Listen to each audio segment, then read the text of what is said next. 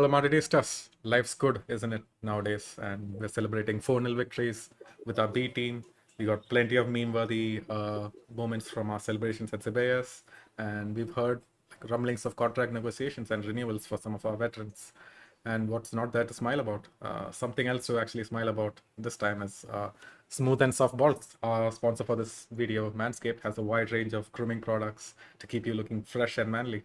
Use code LBR20 on manscaped.com for 20% off and free shipping. That's LBR20 at manscaped.com. I'm joined on this Alaves preview by none other than the bread and butter of this channel, Farouk. How are you doing, man? Yeah, man. I am anything but the bread and butter. I mean, maybe I might be the honey somewhere, but definitely not the bread and butter. But yeah, man, I am doing good, and you said it perfectly, man. Like, I mean, it's like life is good, being a Real Madrid fan right now. Honestly, like, it's really, really good. And actually, that got me thinking. Actually, Jacob, I don't know, like, when you started following the club or not, but you see for the past, I would say, 10 years maybe, or since 2014, maybe not even. You can even go back because I think since Mourinho came, we've had a team that has been there and done that. And I remember before that, like, I started watching football properly, like started supporting Real in 2008, and that was exactly when the peak of Barcelona started. Like, it's literally, we got exits in the Champions League. You got. I remember seeing the games against Lyon where we existed, the games against, okay, maybe Bayern Munich, you can forgive that, where we could not get past the round of 16. Those years there, like, there was no trophy, there was, literally, nothing, and then Cristiano came, and then we still couldn't, get past that. And I remember also, I think the trophy was in 2007, I think, if I remember correctly. That was the La Liga we won with Jose Antonio Rios double goal on the last day of the season. Like, you look at that and, like, how life has changed from, those early 2000s, to the past 10, 11 years, that literally you're always there in the semi-final, you're always there competing for stuff, even if you don't win La Liga now, and basically in 2 years or 3 years you win one. It's a whole different landscape. And yeah, I couldn't agree more with you. Like, life as a Real Madrid, as a Real Madrid fan, it's just good these days, man. Like, this is what life should be like, smooth sailing. Yeah, yeah. I remember back in those days, what got me pissed off and really sad is that the seeding of the team was much higher, especially in the Champions League. Like, we should have actually gone out and won like way before La Decima, and especially that Bayern semi-final. It just it hurt that much more because we were deserved to actually Yeah, win. yeah, I agree with you, but I get you're talking about the Bayern semi-final with Mourinho, but when you talk about the ceiling of the team, man, I remember when we had Lassana Diarra wearing the number 10 on the team. We had a player like Roy Centerenti there. With all due respect, you also have people like Mohamed Diarra, like Michel Salgado was like 30 something, and he was still the starting fullback and all that. So I feel like the team wasn't properly patched together, because I feel like there was a span before the era of Ronaldo, Alonso, Benzema, and just immediately after the Beckhams, the Ronaldos and the Figos. I feel like there was a span there where, like, we just had players, yeah, that I just feel like the team, some players, like, okay, I mean, for example, Gabriel Heinz was a good player at United, but he never translated that to Real Madrid. Ruud van Nistelrooy kept scoring as well at Real Madrid, but he never translated to anything. He won the Golden Boot in Spain as well, but it just never translated, to anything per se. So it was that, we had that span where, okay, like, Huntelaar came from Ajax as well, but Huntelaar as well didn't, live up to the expectations. He left just after 6 months because he was alone and he decided to turn into something permanent. So these are like players that you look like individually, maybe they might be star names, but it just didn't fit into the team. And yeah, at that point in time, I just felt like there were better teams out there, honestly. But yeah, then Perez came back, and the rest is basically history, man. Yeah, yeah. And what history has it been? And what was your favorite moments from Ceballos, the celebrations? What was the top name-worthy moment? I think there is nothing better than the whole, the one with Nacho, like putting the scarf around and kissing, because basically, everyone knows the story of Nacho, and not even the story of Nacho, what Nacho embodies for this team. Nacho is not, the first name on the sheet. He's not even I mean, at best, he's the fourth, fifth choice center back, and there were times where, like, literally, Nacho was just on the outside looking, and he doesn't really, whatever happens, I mean, even Tchouaméni plays as a center back at certain points ahead of Nacho.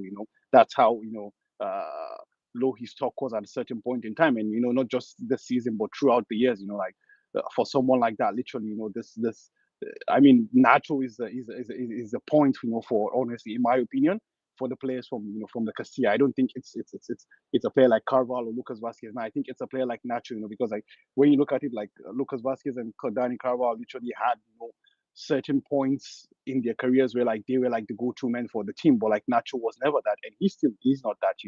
But he is there. Put his head down, put the work. Now he has the most trophies of any player that ever played for Real Madrid. Hopefully on June 1st he surpasses that tally as well. I feel like that was a surreal moment. Like that. That moment where you can feel relatable. Like for example, now I can never relate to Bill Gates. That's the thing. But like if Jacob becomes a millionaire now, I can relate to Jacob because like Jacob is someone that I feel like he's more closer to my reality. It's someone that I can feel and touch. But like, yeah, Bill Gates is a billionaire. Then what can I do? What's my business? So like, Nacho is more like a common man. It's something that a kid can relate to. That okay, like yeah, I can be like Nacho. Yeah. That's I feel like that's like it's a very good feel good story with Nacho Fernandez, honestly. And yeah, I mean, I couldn't be more happier for the man, honestly. Yeah, for those of you guys who don't know, like Nacho is like not just some average player who came up. Like he really had some disadvantages. He was struggling with his blood sugar. I feel like he has diabetes at some point, and he had to take insulin injections. I don't know if that's still going on, but yeah, he had to overcome a lot of shit to actually get to this point. All right. For me, yeah, I can't. I have to agree with you, man. Like, sure, Camavinga stepped on horse shit. That was a funny moment. Carlo Ancelotti danced with Camavinga again, and the Yeah, cigars were out. Like, we've seen all of those, but this time it was, what was like more going to the heart was actually Cruz and Modric's stay chance, bigging up Rudiger, bigging up Nacho. Like you could see the love all of these guys had, and even the segment where Presi was giving the speech, the kids were all chanting Joselu's name. Yeah, so yeah. those are all like really good moments from this year's celebration. Yeah, man, but the celebrations, we have to keep it for the weekend. I'm sure we'll bring the trophy back to the Bernabeu to present it, but we have to get back to this game. And sometimes I have to ask you, Farooq, like, it's hard to keep motivated and keeping watching these meaningless La Liga games. How do you do it? Why do you actually watch these games?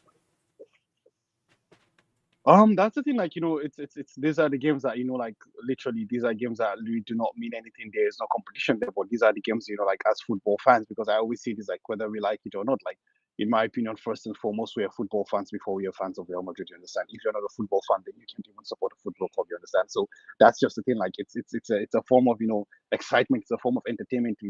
Depending on how you consume entertainment. So like it's the same way you listen to a song and enjoy it, or the same way you go to watch a Christopher Nolan movie at the cinemas. Also, that's the same way you watch the game. Of course, like the game against Bayern Munich in the semi-final or the quarterfinal against Man City carries more weight than a dead rubber that literally Alaves isn't competing for anything. Real Madrid isn't competing for anything. But like that's these are the games that you get to enjoy. You get to feel just playing for freedom. Like yeah, as a fan, you might feel that okay, this is it, but like I mean, it's just it's just those games that you go into without any pressure. It's just I mean, how many times can you actually see in a season that you go into a game that you're just there for the for the fun, for the vibes?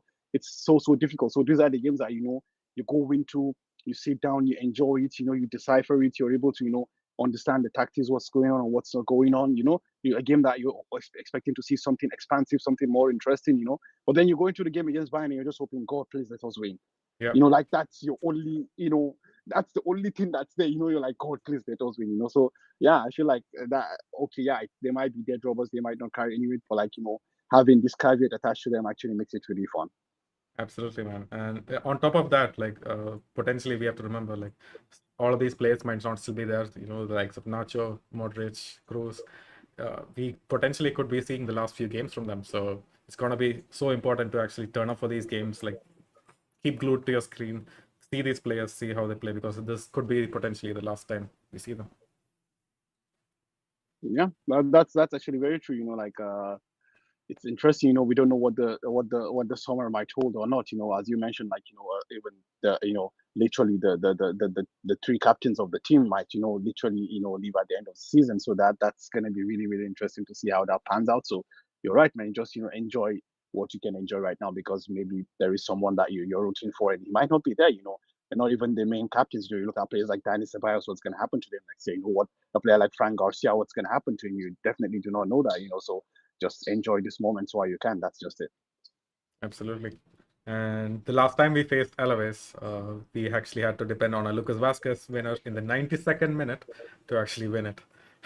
Uh, that, that, those was one of the, like, we had a lot of those moments where, Bellingham actually turned up, but this game, like, that was something else. Like, we didn't know where the goal was coming from. Bellingham wasn't making runs. The team looked completely out of ideas. We were just putting cross after cross in, and finally, Lord Vasquez to the rescue. But this time, hopefully, back at home, we should have like a much more comfortable game. Yeah, the thing Yeah, I is, mean that's yeah, yeah. with Alaves, Go they on, go they on. are really strong at home, man. Like, you just look at the last 5 games. They won against Atleti, against Valencia. They actually drew Girona, so they're incredibly hard to beat at home. That away trip is going to be hard, but they have a horrendous record back in their away. So hopefully, we get another calm game where the lads can actually go out, show their skills, play some expansive football. Yeah, exactly, man. That's exactly what we're looking forward to seeing again. Like as you mentioned, like Alaves have included a lot of their points in their home games, but now they come into the White House and it's a day of a celebrations, they are of unveiling the trophy. So we would expect nothing than the boys getting down to business, and I think it's not going to be a change. It's not going to be as much of a change lineup as it's been in the past two league games. I Mhm. think because this is a celebration in front of the fans. I think even if all the primary 11 doesn't come out, at least I'd expect to see a few of them there. So I think it's going to be a more stronger lineup than what we've seen in the recent weeks.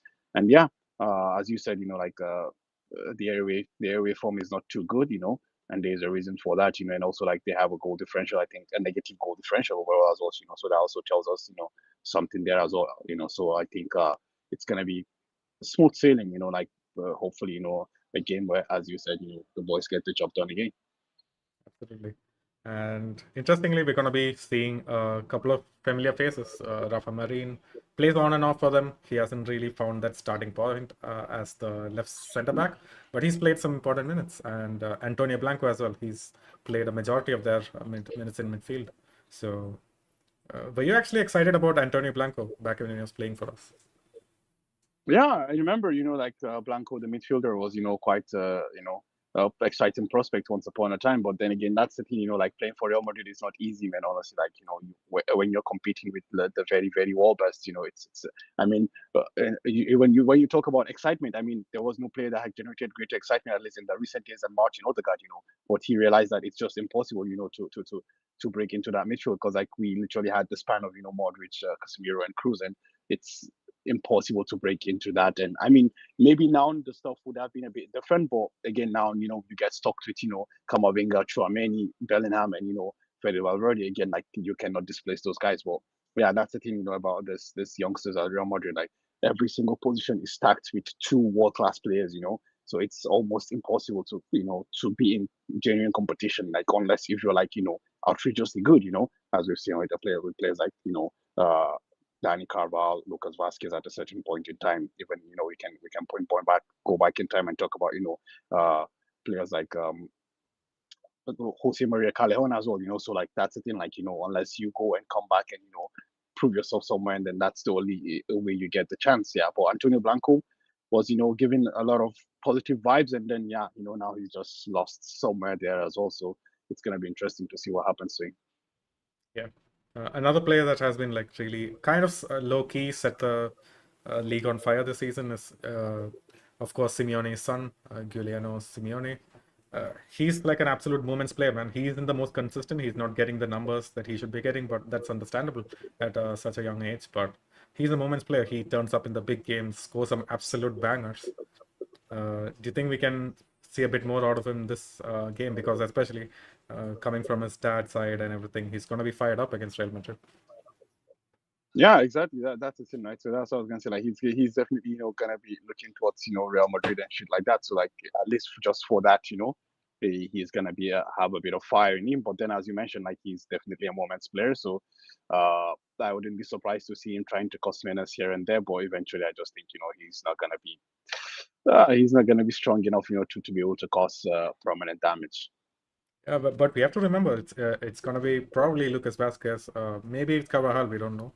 Like you said, there could be like a change lineup at home. But if it's Lucas Vasquez and Militao, like I wouldn't put it past them to have that one mistake in them to actually give that guy a chance. Yeah, that's true. But again, like he's a very young striker. I don't think he's even the starting striker of the team. Is he the starting striker of the team? I He don't plays think he in is, left of the midfield right now, and yeah, he starts pretty much every game. Oh, okay. All right then. My bad. I mean, yeah, but again, still, man, I just don't see.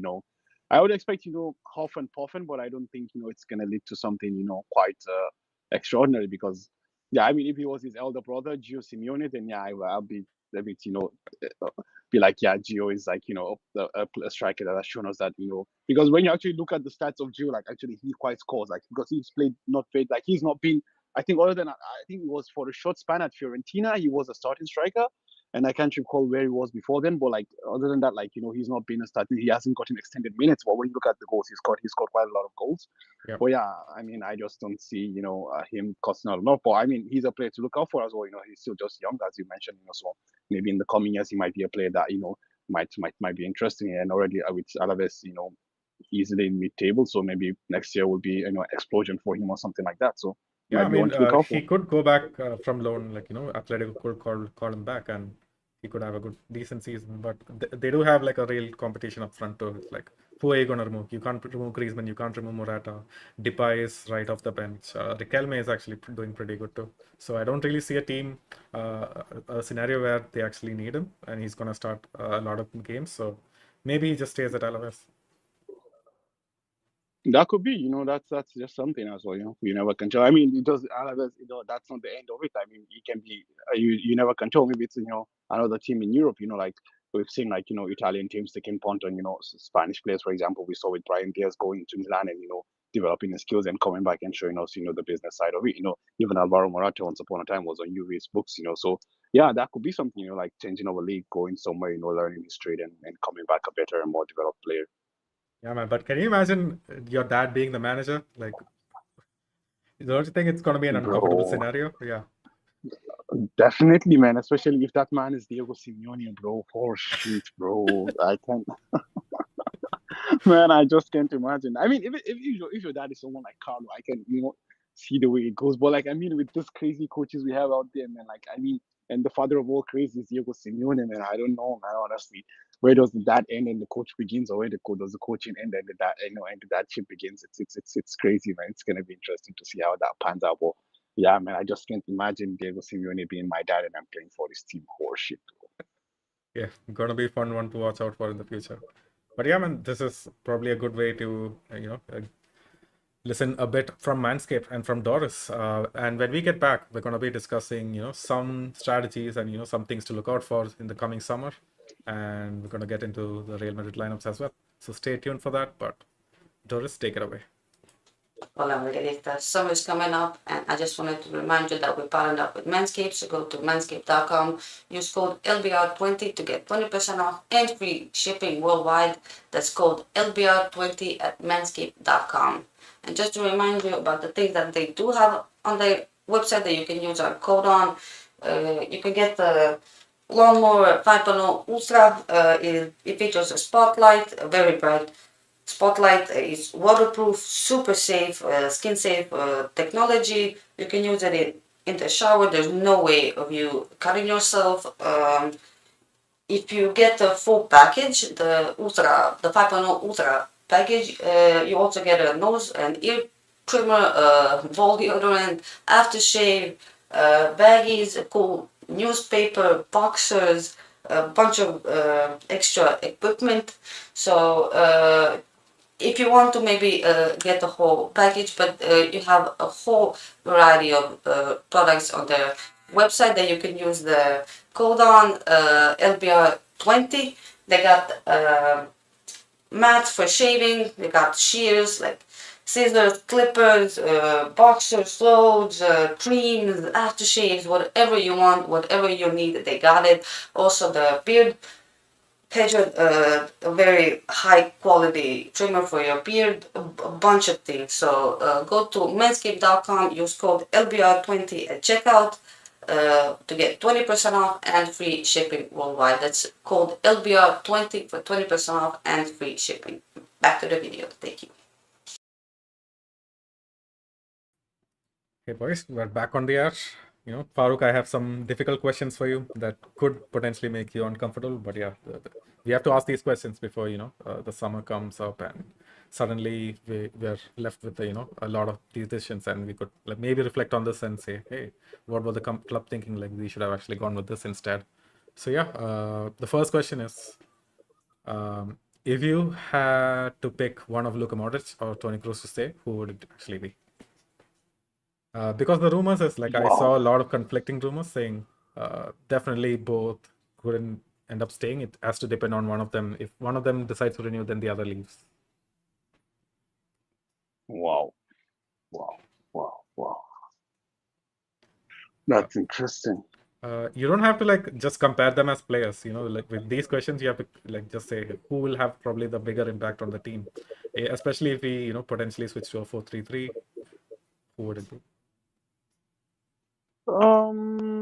I would say, yeah, I'd rather Tony Cruz stay, man. I mean, it's a very hard and decision to make because like I think for this kind of decision, it's totally difficult to be completely subjective and have a rather completely objective. You have it's always going to be a subjective question, because the point is like, how do you compare this person to that person and the years of service that they've given, but based just on the on the form of Tony Cruz this year, man, I will go with Tony Cruz, man. Unfortunately, I mean, I would love to see Luka Modric, end out with us, but this is Real Madrid, man. We do not do sentiments, it's just all about business. And yeah, Luka has been, very very substitute this year. Like he's been, yeah, of course he's always been the first option of the bench, but yeah, I think yeah, yeah, Tony Cruz, bro, Tony Cruz. Yeah, so I think Toni Kroos this season he has been like showcasing way much better form than like last year. I feel like that's probably one of the reasons to keep him. He's just absolutely on his peak right now, and we should just not mess with that. Prince Arthur's in the chat. He says, out of Luka and Cruz, who do you think should stay in the club? Yeah, that's kind of what we got into. But yeah, man.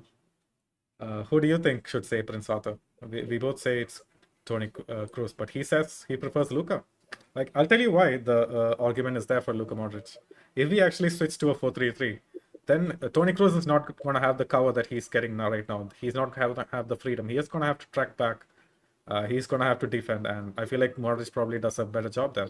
What do you think? I don't see a switch back to a 4-3-3 though. So Mm. that's just the thing. I just feel like I don't see that switch back to a 4-3-3 because I feel like I based on what we've seen with Tony Cruz this year, he's gonna continue playing next year, right? So if Tony Cruz continues playing next year, you have those three midfielders of Tchouaméni, Bellingham, and Fede Valverde, with Camavinga, being I don't know the fourth option there. So I just don't see that switch back to a 4-3-3 honestly. So even I just see like even if Tony Cruz might have a reduced role next year, I still see that it's still going to be a midfield four with Camavinga slotting in there and Tony Cruz, being the fifth option of the bench or like thereof. But I just don't see honestly. I don't see that switch back.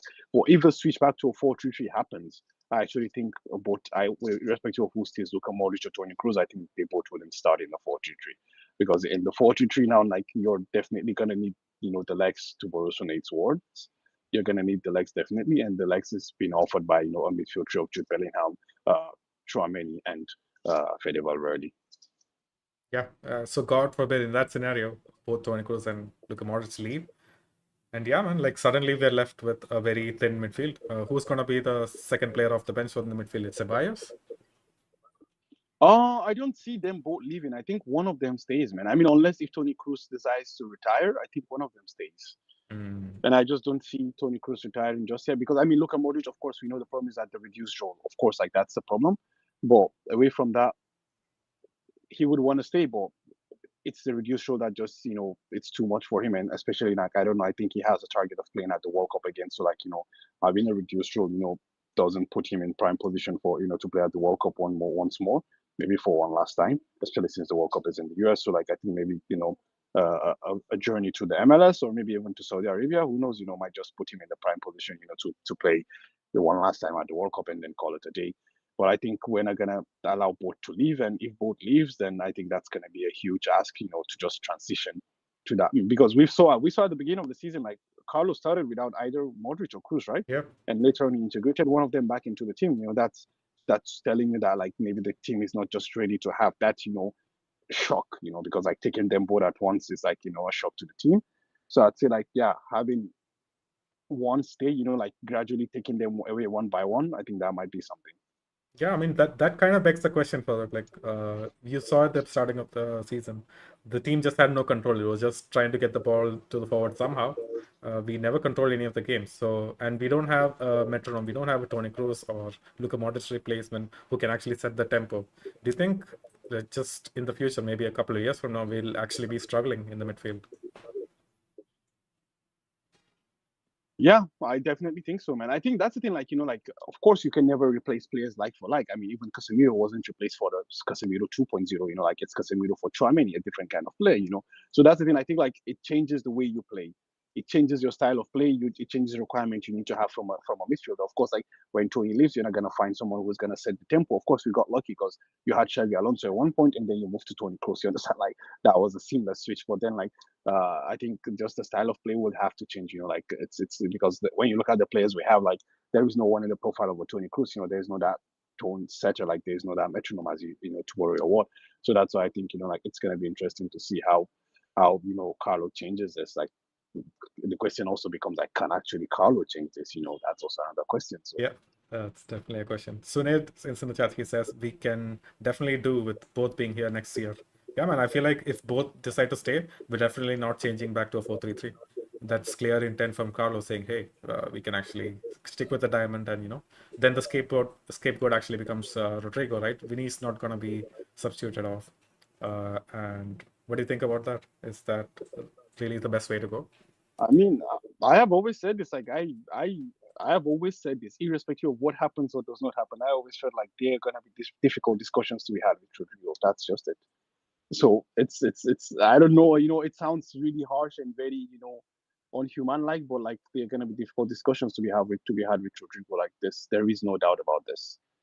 There is no doubt about this. With Rodrigo, difficult discussions are gonna be had because now you're playing with a midfield four. Because the point is like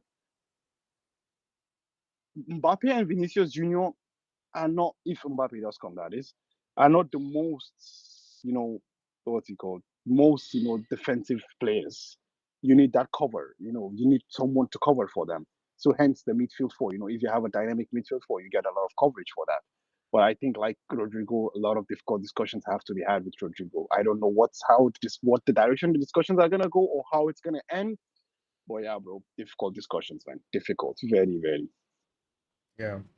Um, Yeah, man, like I feel like we need more clarity on that, and just maybe a couple of weeks can give us that with the announcement of the renewals or the lack thereof. I feel like we can make the decision then.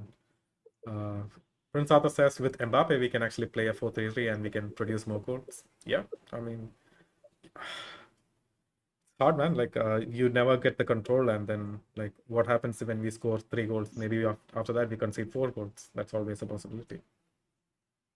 I mean, you can get the control. I feel like in the with a 4-3-3, I think like the control is gonna be found by also playing auxiliary midfielder. Like what they've done with Federer already for so long. So that can I just see don't honestly, Jacob. I don't like I don't see the end to this four midfielders either in a 4-4-2 formation or in a 4-3-3. But I think they're just gonna be four midfielders on the pitch at every point in time. Yeah, but are you sure that So like Mbappe is actually going to be playing centrally? Like if it's a 4-4-2, it's always Vinny and this guy can actually change and whatnot. But if it's a 4-3-3, it's gonna be more of a Vinny touching the hug line. On the other side, it's gonna be Rodrigo, and then Mbappe has to stay center. Like no doubt about it. Like, do you think he can actually thrive in that scenario? I actually because he's complained about this, so I don't know what's gonna be like. But for some reason he's played that position also for Luis Enrique at Paris this year and he's scored more than 40 goals. So like that's all, like he's played a lot centrally this year, even in the Champions League games. Like I mean, except for the second leg, in the first leg, Dortmund he played centrally as also. That's going to be interesting to see what happens. But we know how the whole term the pivot gang came, right? This was how it originated, right? So this is the thing. So it's going to be interesting to see. But then we saw Vinicius, the evolution of Vinicius across the past couple of months, where he's starting to behave, starting to make movements of traditional strikers as well. So it's going to be interesting. But the thing about this, like good players always find a way to gel with each other. But then still there are certain things that just need to happen. And Mo will tell you, like he has always preached, although I believe in a different direction, that you need what's it called? you need a traditional number 9. You need that pivot. You need that, that anchor to actually win shit. He said this a lot, a million times. So that begs the question. But then again, this is a long-term plan. It's a long-term project. Like, you're not bringing Kylian Mbappe for next season. You're bringing Kylian Mbappe hopefully for a decade. Similar to what we got out of Cristiano. Vini Jr. is basically just starting. So down the line, maybe you find a development in Hendrick, or maybe not. Maybe there's a certain robot that plays for Man City that decides, okay, I want to go to Spain as well. So that's the thing. Like, these are things that could happen down the line. But again, I just feel like the sacrificial lamb to this team is not a midfielder. It's gonna be Rodrigo. Yeah, I feel the same way. The reason being, it's not just the coming of Mbappe and better players. It's the fact that Rodrigo can actually potentially go missing in the majority of the season if he actually plays as a starter. That's going to be something to be worried about. I honestly, Jacob, I felt even if Rodrigo has scored 30 goals this season, he will still have been the sacrificial lamb. Because the point is, like, literally, we saw the clips. People were shouting Ballon d'Or to Vini. Like, that's the thing, like, this is who the player is. Like, I mean, he is the next Ballon d'Or from Real Madrid. Okay, yeah, Jude also is there as well, but he is the next Ballon d'Or. Like, he is the guy with the number 7 on his back. So, like, there was no doubt that Vini was never going to be sacrificed, So I just felt like that's the thing. Like, this was the grand scheme of things, and Rodrigo was the one that looks that way. But the point is, as well, like, the question now becomes, it's a matter of course asking, like, with Rodrigo, that is he okay being that complementary third player? Because like, having Rodrigo off the bench after 60 minutes, 70 minutes, it's a phenomenal weapon. It's a phenomenal weapon. If it doesn't work, you go back to a flat 4-3-3, bring off the auxiliary midfielder, play with 3 attackers. If maybe one of the attackers is having an off day, take off the one attacker, put Rodrigo as the second attacker. Like, it's a phenomenal thing. But then now it becomes like, what is the personal goal of Rodrigo? How is he seeing this situation? How does he see what's happening? How does he understand this? So this is the question that's there. But other than that, I really don't know, man. Yeah, it depends a lot on Rodrigo. Like, he's probably the best bench player to have, or like the best rotation player. But yeah, it remains to be seen if he'll actually accept that role. All right, exactly, man. that's the thing. Like, and the point is, it's gonna have a very important role, man. Like, let's not, we're not talking about a player like that's gonna be in the form of Fossil. No, he's gonna have a very important. He's gonna play a lot of games and a lot of minutes, but he's just not the primary choice. Yeah, gotcha. Yeah, man. I guess that kind of concludes my questions about thinking far off into the future. We even thought about stuff 2 years down the line. Heck, a lot of things can change by then. But yeah, let's get into the Real Madrid lineups quickly. It's going to be Courtois and goal, yeah? Yeah, man. I mean, it's Thibaut, man. Even like we saw the thing with the. I mean, now the question is just about, like, I feel like the more Thibaut is playing, the more people are gonna start leaning towards, okay, like, he's gonna start in the final or not. He's gonna start in the final or not. Like, that's the thing. Like, there, but I think this is just a question that we will keep asking until the 1st of June, 1 hour before the game, where the lineups have been announced. That's the thing. It's gonna be that. But I think, yeah, Thibaut, for the game at home. Right. The centre back pairings, we saw Rudiger start, like, after a very demanding game. Do you see any change from that? Do you think Nacho actually starts this one? I think Nacho starts, as in I do see Nacho starting. Actually, I think I see Nacho starting. But that's the thing. Actually, I do see Nacho starting alongside Rudiger, not Militao. Actually, wow. Yeah, I do see that. I don't know. I feel like it's like a celebration. So like, you want to celebrate the star key players of the team, and like, of course, in my opinion, there've been no better centre back in Europe this year than Tony Rudiger, in my opinion. But then, yeah, I might be a bit biased. Who knows? Slightly biased, yeah. Yeah. Yeah, man. Like, in that case, I have to agree with you, and I feel like maybe Mendy starts and Carvajal starts as well. I don't know. Yeah, I mean, that's the thing, because again, the question comes like this. Like, why I'm also thinking about this is that, again, it goes back to what we're talking about. Like, I think Nacho starts because he's the captain, and also because, like, the general consensus is that Nacho is not going to stay. This is what everyone, this is what we are being led to believe, that Nacho is not going to stay. You understand? So I feel like they will want him to parade that, that trophy to start that game. That's basically a party, So there is that. But then the question also goes about, similarly for Lucas Vazquez, you don't know what's going to happen. Is he going to renew for 1 year or not? Man, because it's the end of Lucas Vazquez as well. But we don't have any replacements for him. Like, we're not even talking about it. So he's got to have to stay. That's the thing. I don't know. Honestly, you don't know about that. Like, I mean, he might say, he might not say. We thought, you're thinking Nacho will stay as well, but like Lucas has been instrumental player as well. So he might say, he might not say. Like, these are things that, at least for now, we don't know. Maybe they know already, but we don't know. You understand? But for Nacho, based on what we know, it's like he's not gonna stay. This is what they tell us. You understand? So for Lucas, it's still like a flip of a coin, so something like that. So I will not be surprised if Lucas starts ahead of Carval, but I'm still expecting Ferland Mendy to play actually ahead of Frank. Yeah, absolutely. In the midfield, so I'm definitely thinking Bellingham is gonna play. Who else? Valverde is gonna play.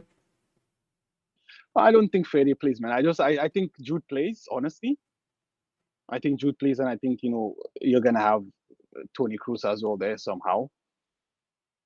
Yeah, I Toni think Kroos Jude and Luka plays. Tony Cruz Modric. plays. I don't think both of them play. I don't think both of them start the game, man. I don't think they both start. Right. Actually, I would say to you, I would say maybe okay, maybe I might go away from Tony Cruz, but like Dani Ceballos, Jude, what's he called, Kamavinga. Yeah, Camavinga is gonna have to start. He has to start every game. Yeah, yeah. I don't know. Maybe I don't see Arda playing at that. Brahim I was gonna say, but also Brahim maybe as a forward. But if Brahim plays as a forward, then it's gonna be together with one of the Rodrigo or Vinicius Junior. So it's not gonna be Joselu. Hmm. Fuck, man, it's supposed to be easy. Why did this become a complicated, mathematical equation? Yeah, this If is a and weird one. else. Like, I feel like Carlo has the same thought process. It's gonna be difficult. He has to keep his starters fresh at the same time. He has to give them minutes. Yeah, actually, but I feel like because I think like the penultimate game that we play against Villarreal is where that's where you're gonna see the XI being there, like given minutes, and then you're gonna be rested again, eventually. But I kind of feel like, sorry, we played Real Betis last or I think it's Villarreal. Real I think Betis Betis last is the year. last game, right? Betis is last. Yeah. Okay, so that Betis game at the Bernabeu, I think that's where like he's gonna like give players a lot of minutes, like 50, 60 minutes, and then take them off and stuff like that. But I think like this is because this is a celebration, so like you wanna like give credits to the people that like have actually put in the work to win the title and stuff like that. So yeah, that's why I think like Jude plays. I think Rudiger plays because like these have been the heroes of the season. Also like whether we like it or not, like Ferland Mendy has also been one of them as well. He's been immense. In a defensive position. So I think like that's why I just name checked these three players, and I think they're gonna be deserving of the flowers they get in this weekend, or rather tomorrow. Rather, sorry, my bad. Yeah, like someone we like always forget to talk about is Mendy, man. We're not sure what happens to him too. If a certain someone comes. Yeah, that's the thing, like with Ferland Mendy, it's always about, like talking about the limitations with Ferland Mendy, and like, I would, take the personal blame as well that, we do not appreciate, the things that he does, which again, I say, the best defensive fullback in the world, in my opinion, is Ferland Mendy. But then the game has evolved so much that it's just not about that anymore, from your fullback. You just definitely need more from your fullback. But yeah, but Mendy has been good, perfect for this team, honestly, given the way that Carlo is playing. So yeah. Yeah, I guess there you go, folks. Like we don't have like a really clear lineup, but we expect a lot of starters to start, especially in defense and in attack. In midfield, like maybe a couple of these non-starters could actually start, like Ceballos or maybe Modric and Cruz could both start. We don't know. Yeah, looking interesting, man. Let's look out for that, man. Like just keep your eye on our Twitter and our Instagram. We're gonna announce the lineup once it's done. Absolutely. I guess that pretty much. Oh, we haven't done predictions. I forgot about predictions. What are you gonna say? Yeah, I think again another victory, man. Like I think a 3-1 victory for Real Madrid. Like it's yeah. Yeah, I think a 3-1 victory, man. It's a 3-1 victory for Real Madrid. It's a party, Yeah, we celebrate. Probably Antonio Blanco scoring that one, yeah, that one goal. Yeah, maybe Antonio Blanco. You don't ever can tell me. Maybe it's Simeone as well. Yep, could be. So yeah, I'm gonna Yeah. say it's gonna be 2-0 again. I feel like the defense, they're not letting up easy goals. Courtois is back. So if you have to, yeah, that's the most important thing to look out for. Is if we actually have a difficult game, is Courtois gonna have a good game? That's something that's gonna be really interesting.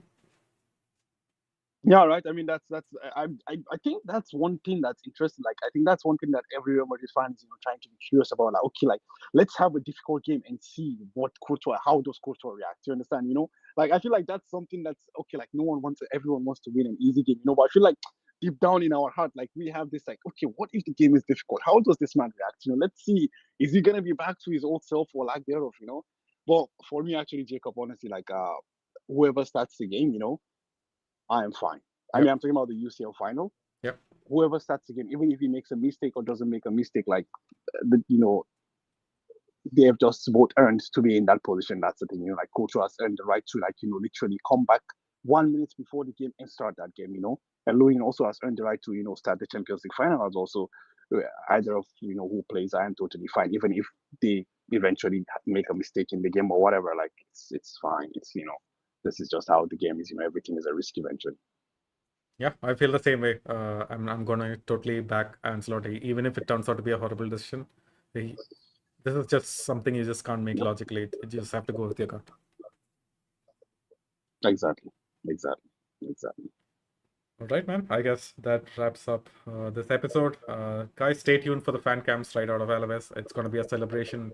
You're going to see a lot of happy fans. So stay tuned for that on our Instagrams and on Twitter. Go check out our partners over at Real Madrid Committee as well. They have an incredible Instagram page and offer us a lot of support. And last but not the least, guys, buy a shampoo or a ball trimmer. Really turn up for this Champions League final in style. Yeah. All right. I guess Definitely. Definitely.